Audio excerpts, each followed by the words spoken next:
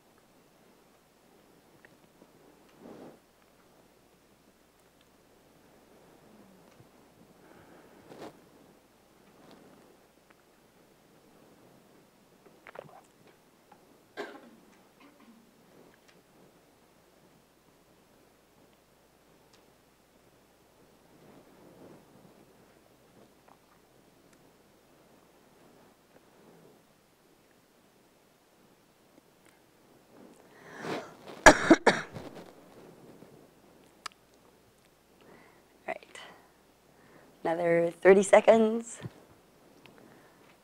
All right. Great. So thank you so much already for taking part in this exercise. Now you can just forget about that, and we'll come back to that later. Okay? So I want to share this quote with you. This is a quote that says, "You can have everything in life you want if you will just help enough other people get what they want." This is a quote from Zig Ziglar, and it may sound a little quip, but it's actually surprisingly true. So, you know, we often think of people who are rich and donate, for example, as, oh, well, they can give, they can donate because they're already rich. Well, turns out correlation is not causality, right? So actually, it turns out that the people who are rich and give were actually giving long before they were rich. So they don't give because they're rich. They're actually rich because they give.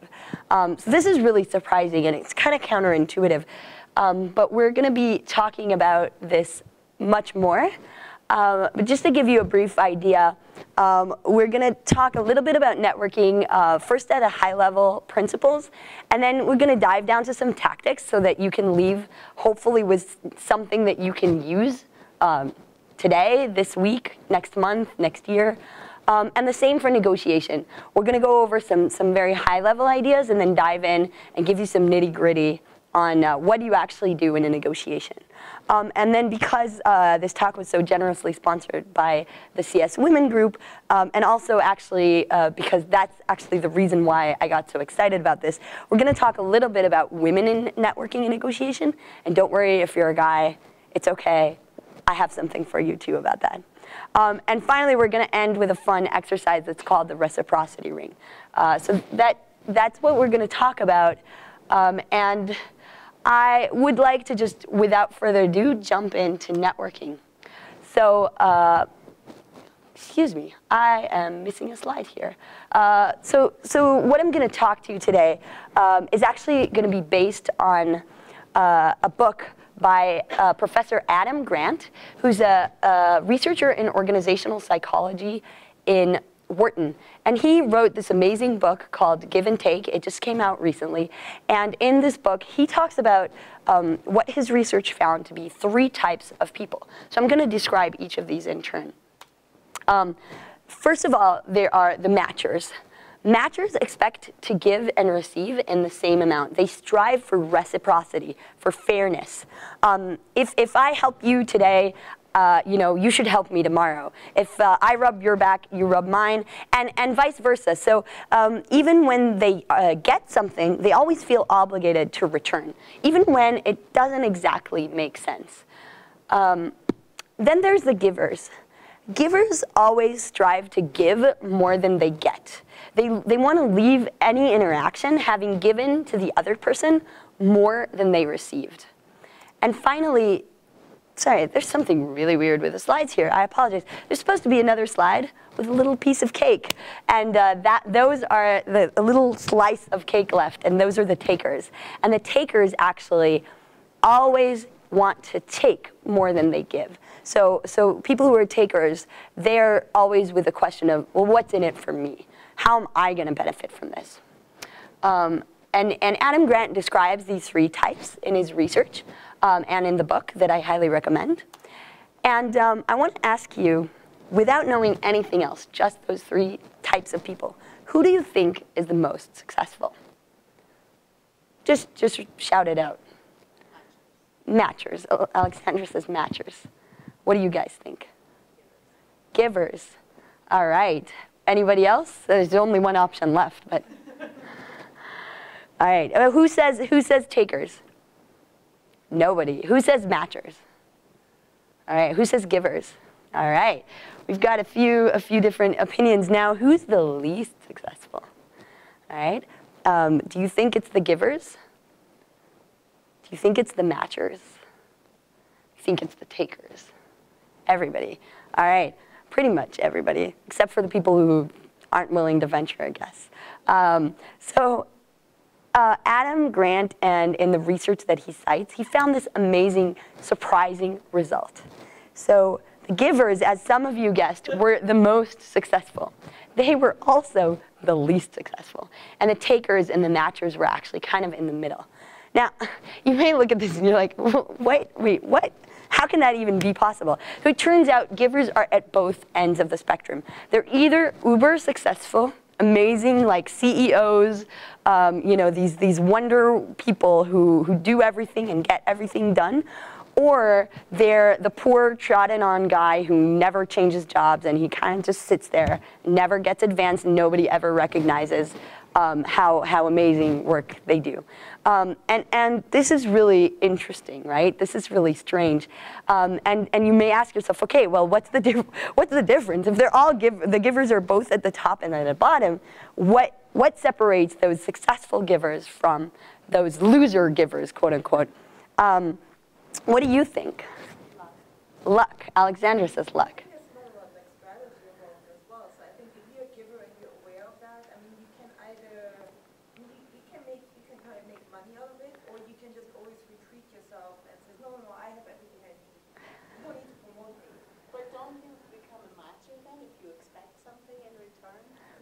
Interesting question. So Laura says, if you can be a successful giver, but also think about yourself and what you need, as opposed to the poor loser givers who say, oh, well, I've got everything I need. I don't need anything for myself. And then Alexandra asks, well, don't you then become a matcher? So interesting question, and we'll talk about that.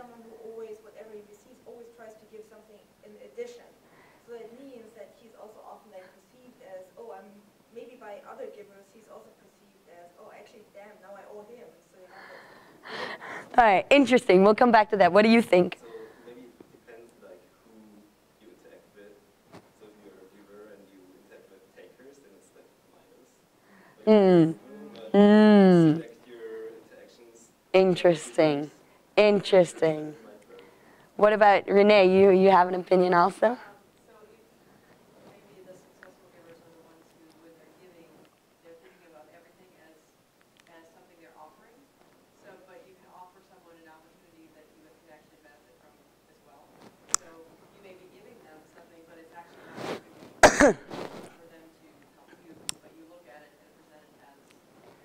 So all very interesting insights.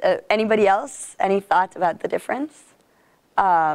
Great. So the answer is actually really, really simple, and it was kind of alluded to here, but it's subtle.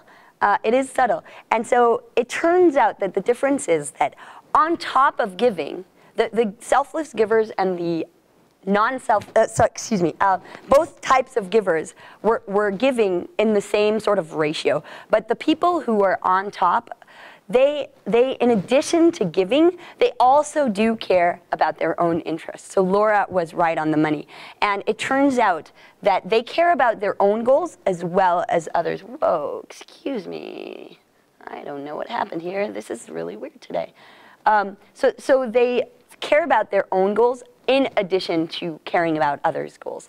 So here's one type, the type that's at the bottom. They are selfless givers. So I kind of gave that away, but selfless givers are the ones at the bottom. And it turns out they're exactly like Laura says. They always say, oh, I'm happy to help, I'm happy to help, and I don't need anything.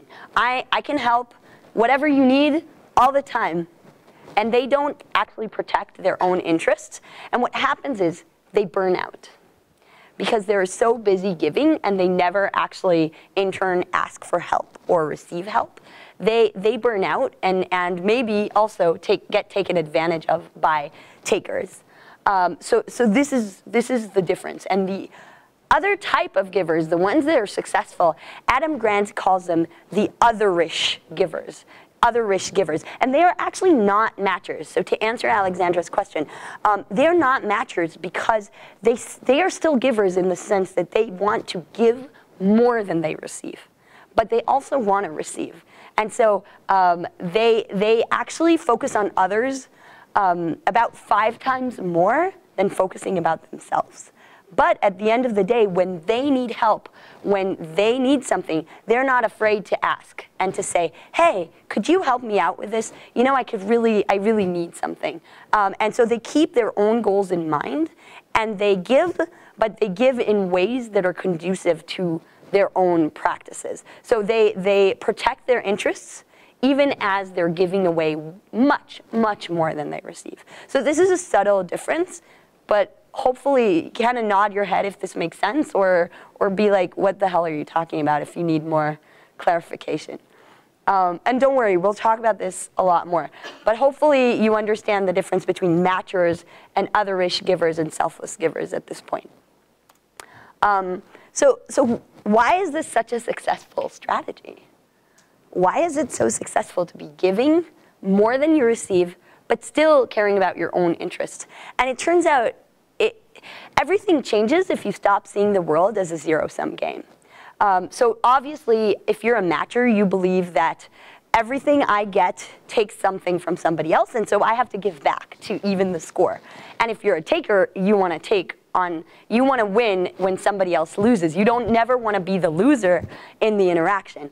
But actually, if you stop believing that the world is a zero-sum game, you can actually be that otherish giver. Because by the way, even a selfless giver, without really thinking about it, sees the world as a zero-sum game. If I help somebody else, it's always at my own expense, right? Whereas the people who are otherish givers, essentially, they believe that they can create value and help other people without hurting themselves. So then there's a possibility for giving and receiving without anybody really losing.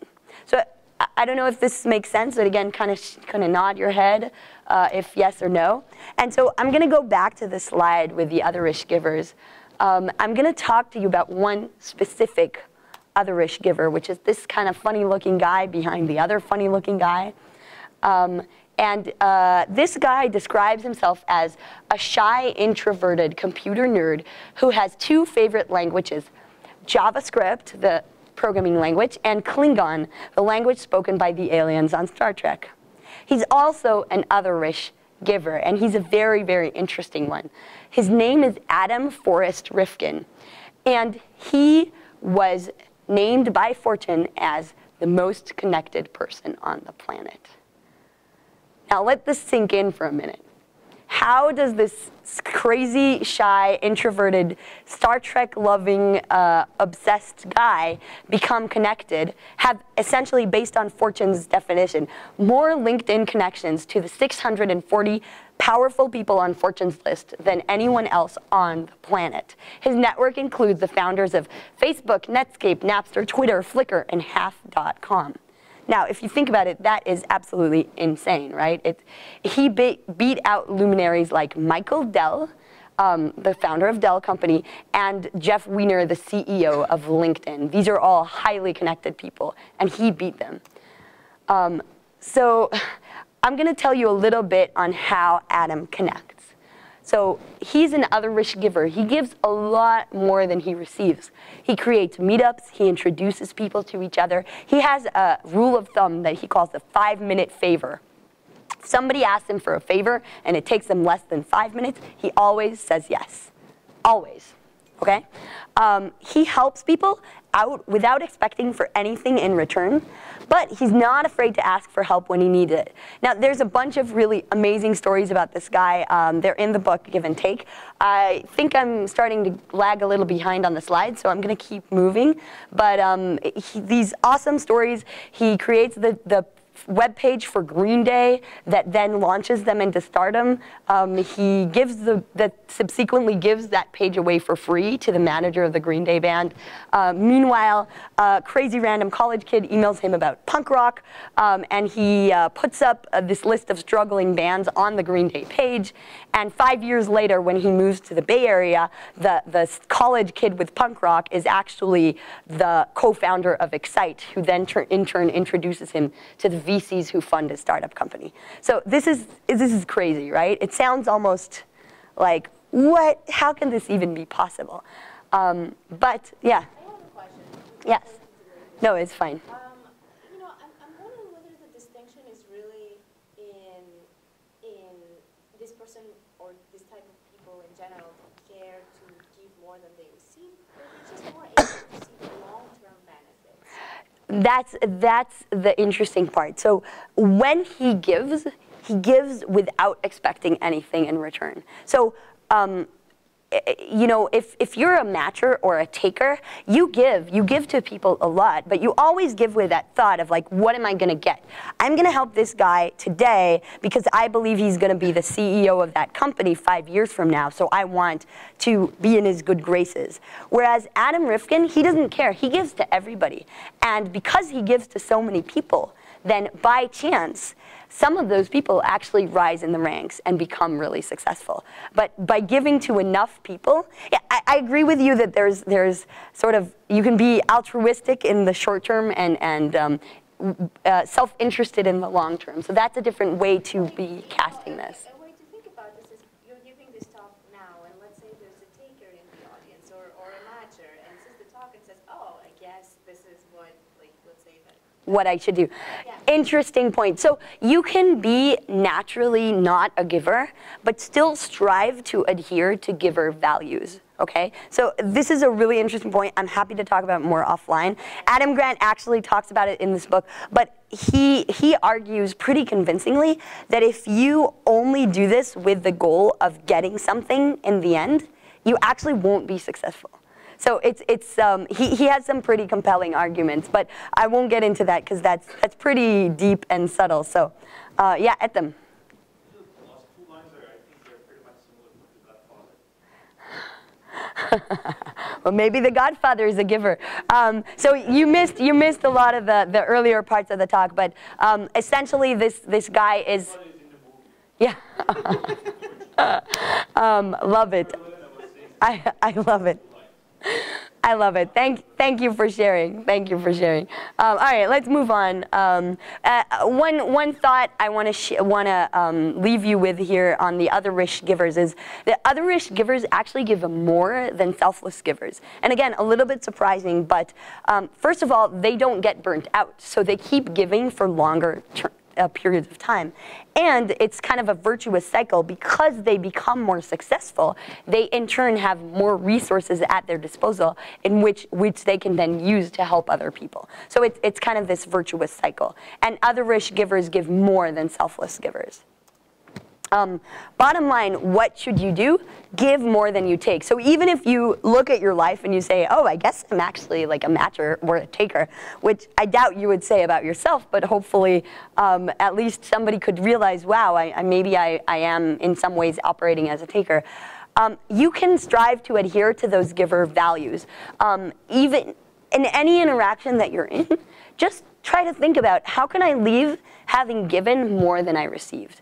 And the beauty is that one reason why givers actually succeed, we were talking about this earlier, is that giver and matcher dichotomy. But because matchers feel compelled to repay the people that have helped them, so as the givers are giving, and most people in the world are actually matchers, and so the givers are giving, they're giving to a bunch of people, and all these people are like, oh my God, I owe this guy a favor, I owe that person a favor, and so they're like, well, I got to repay that sometime, so if I run into him again, I'll be sure to get to do something nice for them. And so Adam Grant actually calls this people are plotting for your success, which is it's actually it's the opposite of paranoia. It's called pronoia, and it's the pronoia is delusional, but he says this maybe it's actually not delusional in these specific cases.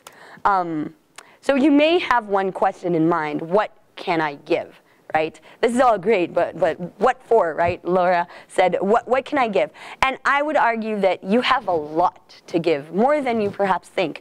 You can give other people of your interest, attention, your time, your expertise, and your existing connections. In the interest of time, I am going to move pretty fast through these tactics and the nitty-gritty, but if any of you want more details on any of these techniques, please come see me after and take a look at the handout sheet. There's a ton of resources there where you can find more information. So these are some techniques that you should be able to apply right away, and hopefully knowing something to do about giving and networking. So first of all, do your homework. When you meet somebody, when you have a meeting with somebody, doing your homework in advance shows respect for their time and allows you to find points of mutual interest, as several people mentioned. So Google them in advance and find out more about them. Now, this is not creepy unless you make it creepy, so please don't make this creepy. You're allowed to look people up. This is 2015. Nobody is going to be surprised that you Googled them. Look for something or someone in common. You have a shared connection on LinkedIn, on Facebook, or something like that. Mention it when you meet, because that gives you instant credibility. And again, it shows respect for that person's time. Because think about yourself. Who are you more likely to trust? Somebody who knows your friend or somebody that you've never heard of. Know what these people like and what their goals are, and be sure to mention if you've worked at the same company as they work in or something like that. That's totally cool. Just don't make it creepy. Offer your expertise. This allows you to teach others even when you yourself are learning. So I don't think there's any undergrads in the crowd, but regardless, even if you're taking a class that you only finished the class 10 weeks ago, but here's somebody taking that same class for next semester, or you learned something at a workshop, you can teach other people. Even if you're not an expert yourself, you probably know more than a lot of other people, and you can help them out. So even if you think that you have no expertise to offer, that is rarely the case. You always have something that you can teach. So I'm here offering that expertise. As far as I'm concerned, that is hopefully an act of giving, because all the people in this room will have left with something that they didn't have before. The 5-minute favor we mentioned before, just use this rule of thumb. If it takes less than 5 minutes, just do it. Don't worry about it too much. If it takes more, you can think about it and say, well, you know what, I'll get back to you. But 5 minutes, just go ahead. Don't even think about it. Ask people for help. Now, this is a little bit on the reframing side, as Renee said.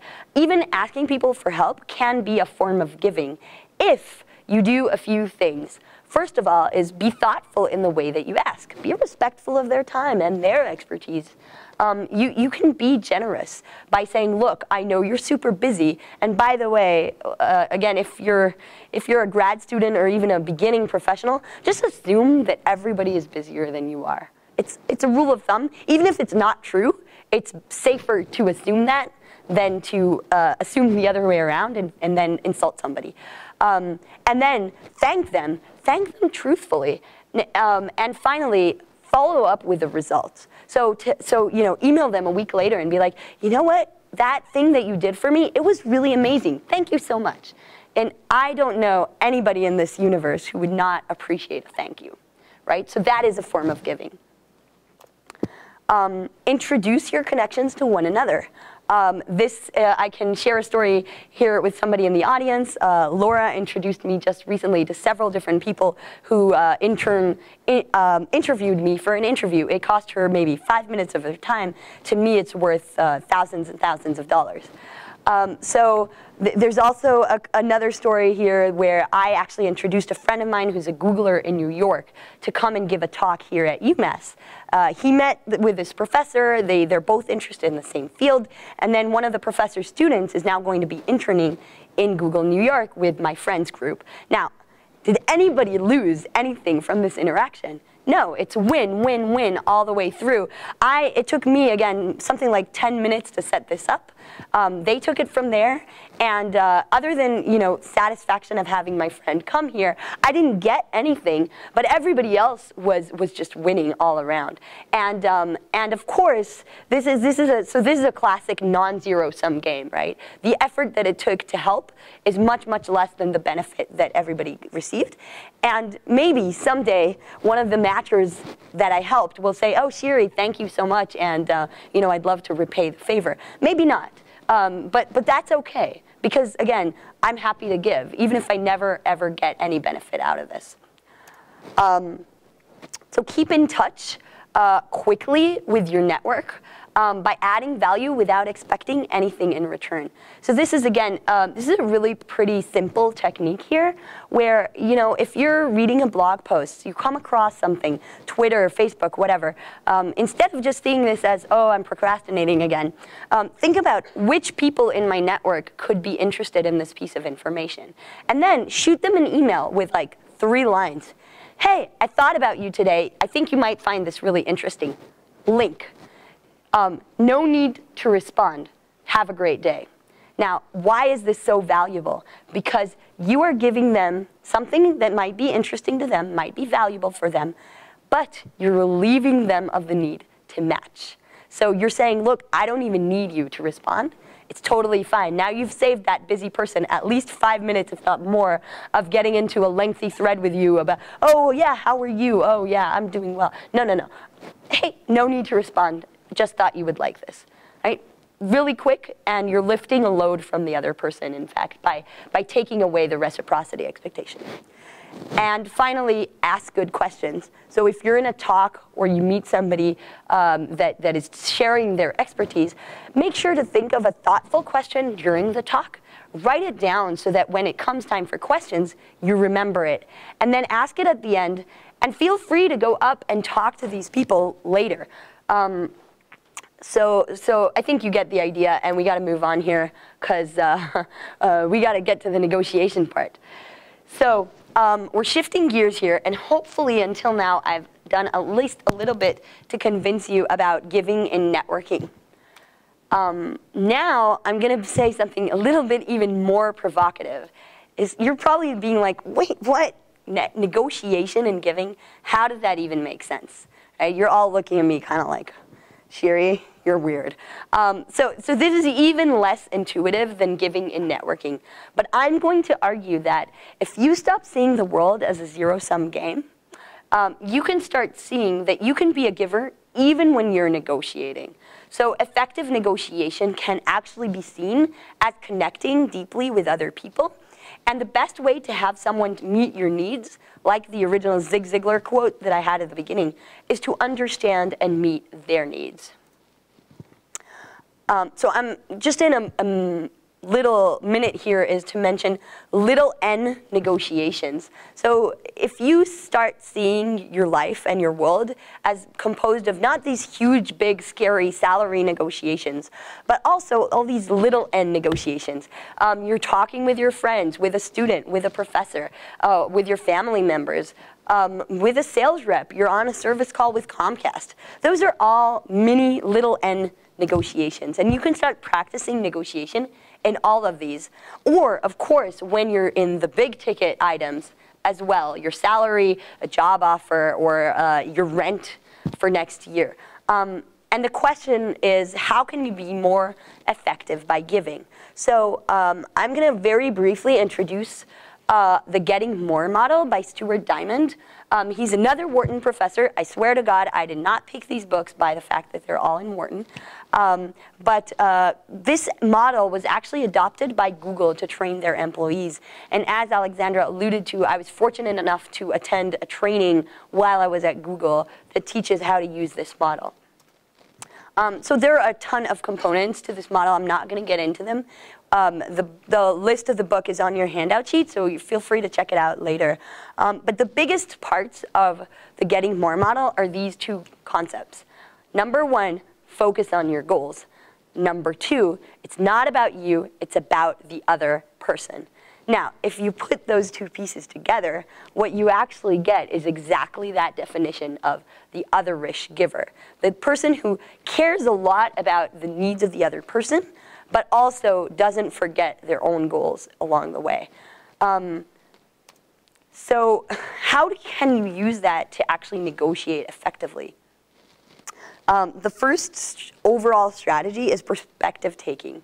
The point here is try to get out of your own head and put yourself in the shoes of the other person that you're across the table from you. What are their needs? What is their hopes, fears, and dreams? You want to deeply understand them, because when you find out what other people truly care about, that allows you to get more with less. I'm going to keep talking about this, but the same principle is seek first to understand and then to be understood. So you're setting your ego aside temporarily, not permanently, but you're being otherish, and you're saying, what is it really that this person wants or needs that I can perhaps provide? And you're not being a doormat. You're not being that selfless giver who says, oh, whatever you need, I'll give it to you. No, no, no. But you're putting the understanding of the other person first, and then you are, importantly, also being understood.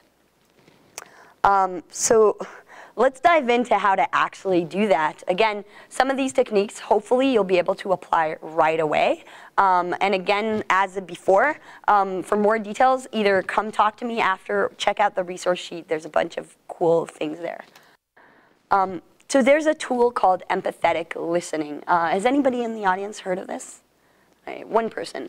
I'm not surprised. This is not something that's on syllabus for computer science. So when you're talking to somebody, listen to what they say. Truly listen. Don't plan out what your next sentence is going to be or how you're going to convince them that you're right and they're wrong.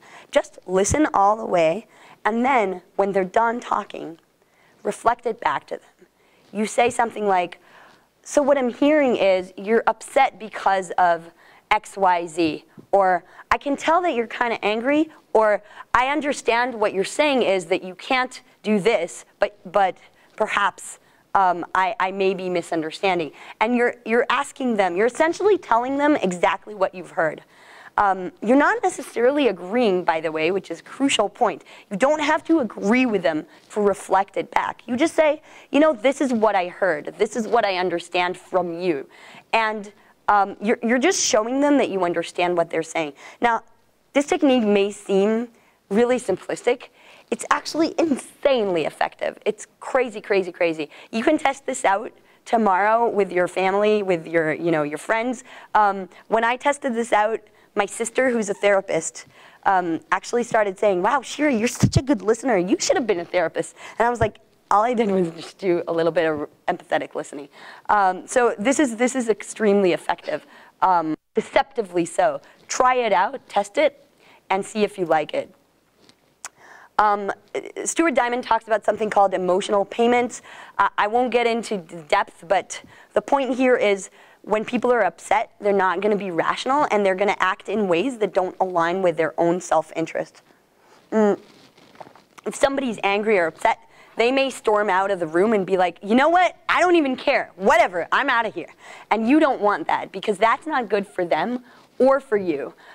So your goal here is to calm people down and get them back from an irrational to a rational frame of mind. And the way you do this is essentially depositing trust in their bank. And you say, look, I know you're upset about this, but I really appreciate that you're here and you're sticking this out with me.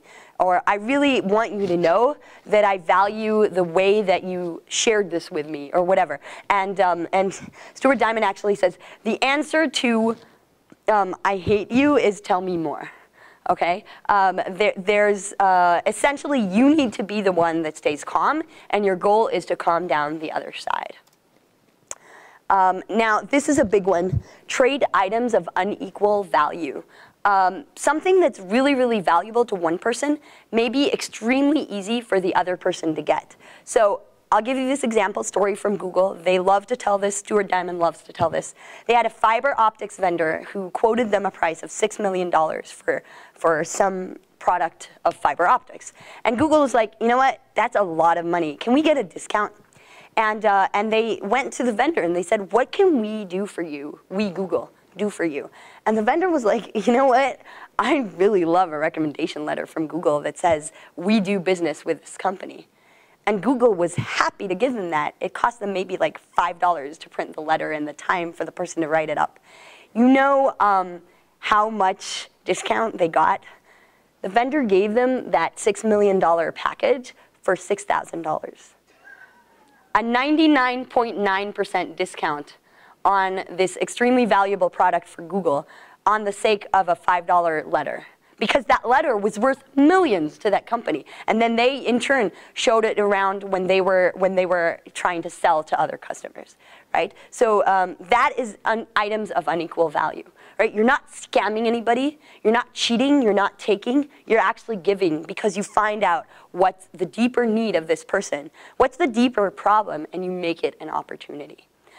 So again, this can only happen when you dig deep and you seek to understand first and only then to be understood. And since you've taken that time, you can actually find ways and creative solutions to give more. Finally, or maybe almost finally, be transparent, not manipulative. You're not trying to trick people. You're genuinely trying to answer their needs. And Stuart Diamond actually gives his book to everyone that he negotiates with. He doesn't hide these techniques. He shares them widely. He wants the person on the other side to have this information because actually everybody wins when you think like this. And finally, I kind of alluded to this, but hopes, fears, and dreams. You can do this either in real time or actually in advance, is to think about the other side's perspective, again, and think about their hopes, fears, and dreams. I can get into this, like this alone can be an hour talk, so I'm not going to do that. But we're going to move on, and I'm happy to talk to you more offline if you're interested. So definitely want to leave some time for women in networking and negotiation. Like the other portions of this talk, all the claims I'm making here are all backed with research, not my own, but other people's. And if you're interested in more info, check out the resource sheet. Come talk to me after. So why even talk about women separately than men, right? Like, everybody can network, everybody can negotiate. Why does it matter? So first of all, we're in a field where female participation is really low. It's the lowest of all STEM fields. And women don't reach as high positions in management, et cetera, for various reasons. There's a lot of reasons, and I'm not going to go into all of that. One reason is smaller networks. So women traditionally have smaller networks that they also utilize less effectively. And again, this alone is an hour talk, which I'm not going to go into. But what I want to talk about specifically today is the wage gap. And this is actually really surprisingly important, and I personally care about this deeply. There's a wage gap between genders, and it's estimated to be worth about $500,000 per woman over your lifetime. That's a lot of money. So even when controlling for lots and lots of variables like education level, field of major, number of hours worked, et cetera, there's still a wage gap that remains persistently at about 7% 1 year out of college. Now that gap goes and becomes magnified over the years with raises and compound interest. So this is really concerning. And by the way, if you want more details, there's an eye-opening book on women in negotiations by Linda Babcock. It's on your sheet. It's called Women Don't Ask. And in this one particular study that I kind of mentioned, men and women, 1 year out of college, for the same job, equally qualified, were getting 7% pay difference. But it turns out those entire 7% was really strange. All these people got the same starting offers, but 57% of the men negotiated their offers, and only 7% of the women negotiated the same way. And that 7% wage gap all but disappeared when you accounted for that. So that is crazy. It's crazy. That is why I want to talk to you about this today. So women are actually less likely to negotiate effectively if they negotiate at all. So it's true, not all men negotiate. Like I said, 57% of the men, but only 7% of the women. So everybody should negotiate more, the men and the women, but the women particularly should negotiate more, okay? And research shows that women tend to negotiate less assertively than men because they worry about violating social expectations, that they'll be kind and warm. And this is actually a real risk because there is a real risk that women will be penalized for violating these social expectations. The gender expectations also set women up to expect the world to be less negotiable. So part of that research showed that men saw opportunities all around them for negotiating things, and women did not. So that in itself is fascinating. And ironically, in this book, she talks about this idea that women fear negotiating on their own behalf, even at the same time that they are extremely effective negotiators when they're advocating for somebody else. So that also is mind-blowing. It comes back to that idea of the selfless giver. When you see yourself as giving to somebody else, you can negotiate. But when you're thinking, oh, this is only for me, I don't matter, so I'll just let the other people, you know, get that pay raise. I'm okay. I like what I'm fine with what I get. So this is really concerning. But what now? What am I trying to sell you on here? I'm going to argue that women should negotiate, and in fact, women. This is my own argument, not cited by anybody else, but I argue that women can actually surpass men in both networking and negotiation because it's well documented that women have higher emotional intelligence, and therefore they can actually fulfill other people's needs better. And because, as I hopefully convinced you, networking and negotiation is based on meeting other people's needs, women can actually be extremely effective when they try. Now, the men in the room, Ethan, 1 second, let me just finish the slide. Let me one thing. Yeah. Kind of supporting what you said, just Sure. slash women, because I had some experience there, also not even supporting their same gender. The two were a problem, but no one is helping me, which is To help your wife. Yeah, exactly. I absolutely agree. So that last bullet is for the men in the room, and also for the men in your life if you're a woman. Men can help by encouraging the women around them to negotiate and by supporting them when they do. At some point I mentioned to a friend, you know what, you should even support women when they're negotiating against you. And this guy was like, ha, never going to happen. But I would argue that, yes, that's exactly what you should do. And in fact, for lack of time, I won't tell this story, but there's an amazing story at Google about self-nominations. And Alan Eustace, who's a man, encouraged everybody at the company, not just women, to self-nominate. And the rate of women getting promotions skyrocketed. And then he was doing this every quarter. One quarter, he forgot to send the email. The number went right back down. So the women need encouragement from both other women and other men. So please do support women around you in negotiating. I do want to have a caveat here. There's a paradox about advising women according to biased expectations. So if I say, oh, well, women are better at giving, so women can be better at, I don't want to fall into this trap, right? There is a double standard here. that women have to maintain likability and preserve the relationships across the table more than men do. So they actually have to work a little bit harder than a man would to negotiate for the same thing. However, women can improve their skill set in networking and negotiation just the same way that men can. And this is a skill. This is something you can practice. So you don't have to wait for this someday maybe day where all women will be equal. You can start now, and you're actually going to be bringing that day closer by doing that. So one last tip here is from Sheryl Sandberg, Lean In.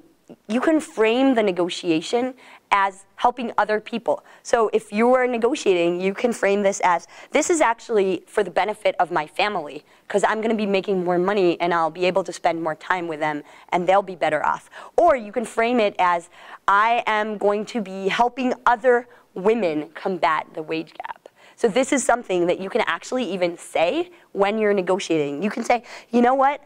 I'm okay with the salary. However, there is a wage gap that I feel very strongly about. So I'm negotiating because of the other women who need my help. So this is kind of counterintuitive, but it's definitely something to think about. So I know we're kind of almost running out of time, but if, I don't know, do people have to leave right at the 1 hour mark? Okay, some people do.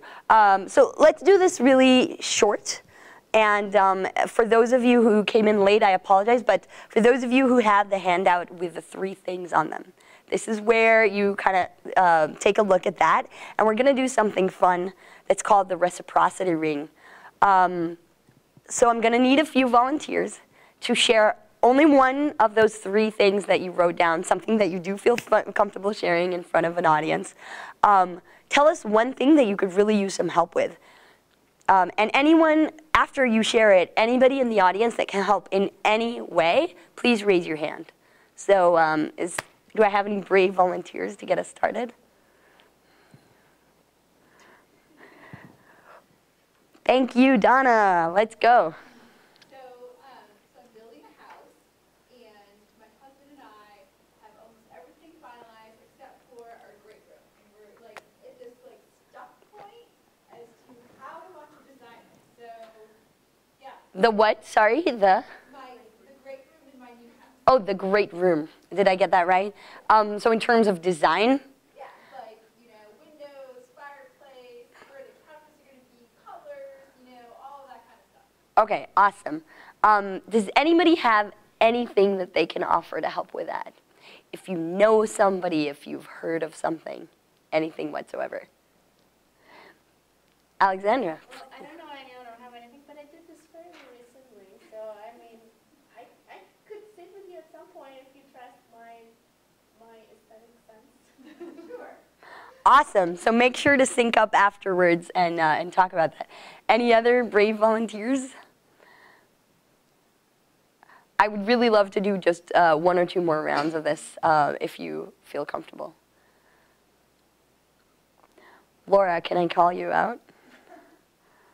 I think I completely misunderstood the question. I thought you were asking about how to help with negotiation and networking. Oh, well, that's fine. Share that with us.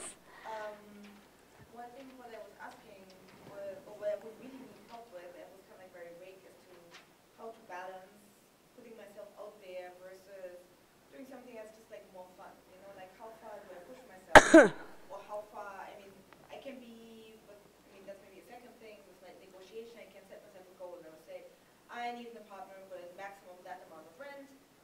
That's my hard goal. And I would say, well, that's my hard goal. Sorry, if you either comply or you're not. Or I just go completely the other way and said, okay, what's the price that you pay for it? So it's kind of like finding the balance. Right.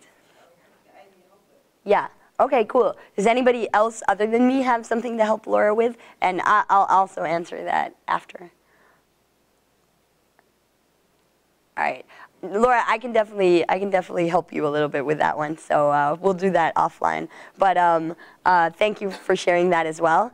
And this, to be totally honest, this actually works better with a few more people in the audience. And ideally, the full reciprocity ring is a very large group of people, each person sharing something that they need help with. And because the more people are in the room, the more likely you are to have somebody who actually has somebody that they know or something that they've heard of that can help. But thank you, brave volunteers, for participating. I really appreciate it. Or volunteered in one case. So I want to leave you with just one thought in summary as a bottom line, and that's give. So thank you so much, and if you have any questions, please stay after, and we'll be happy to answer. Or if you're not in a rush, you can just stay, and we'll all do a round of questions. Well, Shiri, thank you for doing this.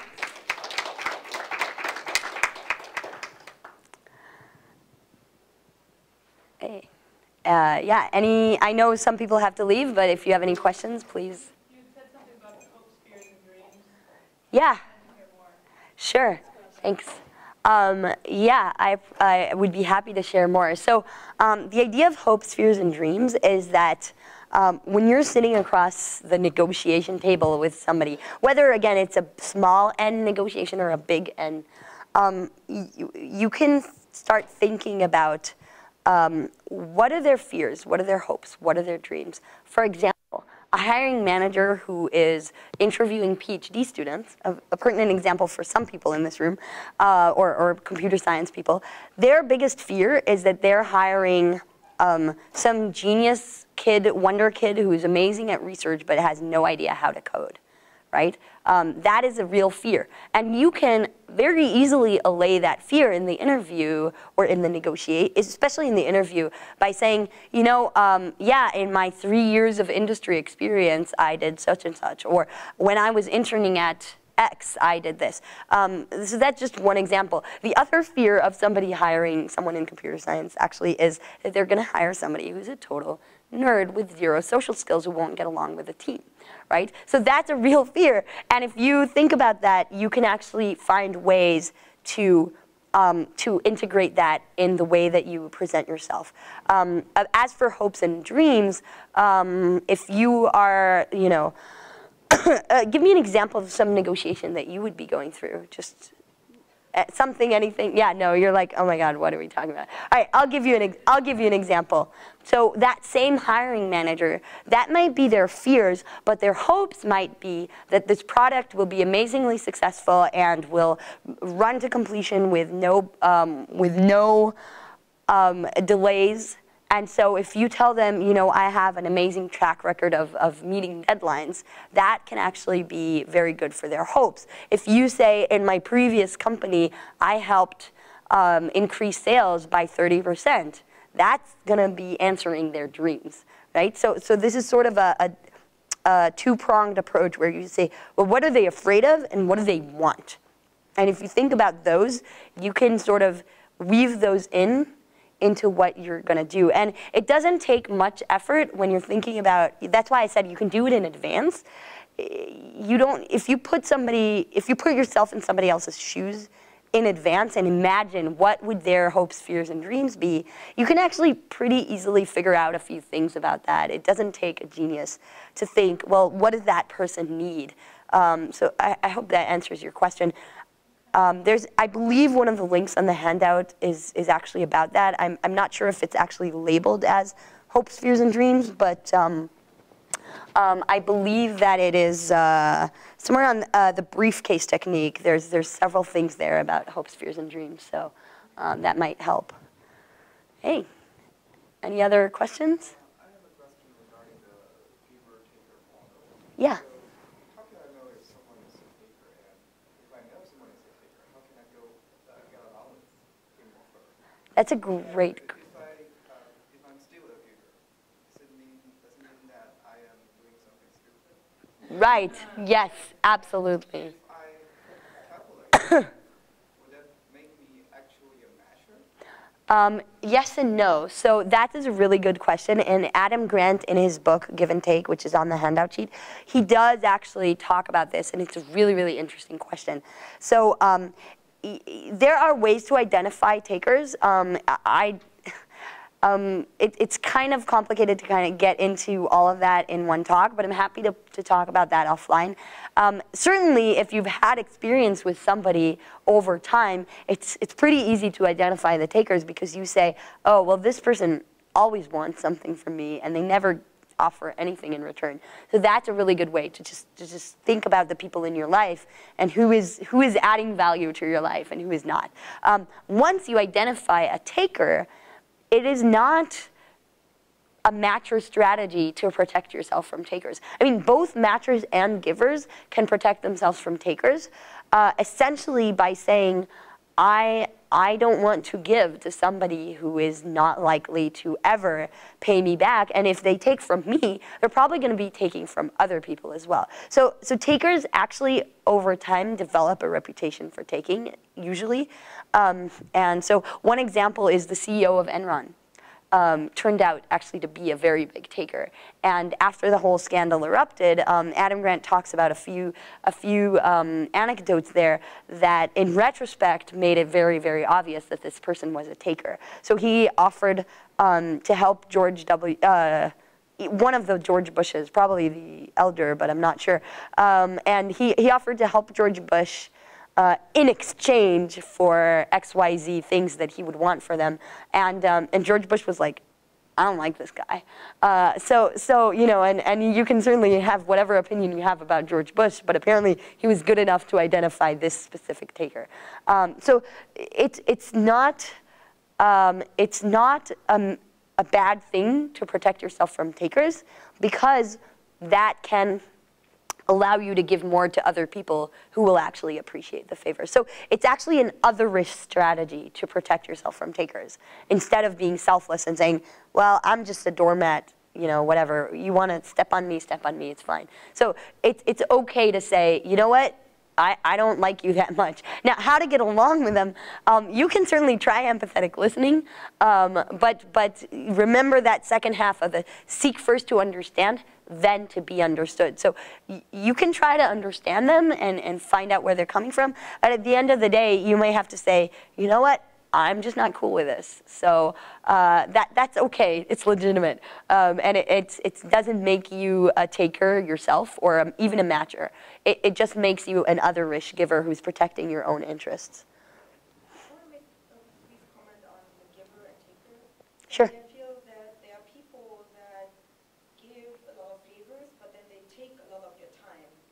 And I feel like I get like really impatient at some point. I just like shut down people, even just because they may give me some favors later, but like in this moment I'm like, okay, you've now consumed 2 hours of my time. I was on the phone with you 3 times. You kind of like canceled the point. Yeah. And made me at this point I just don't care. I kind of like I now cut my losses.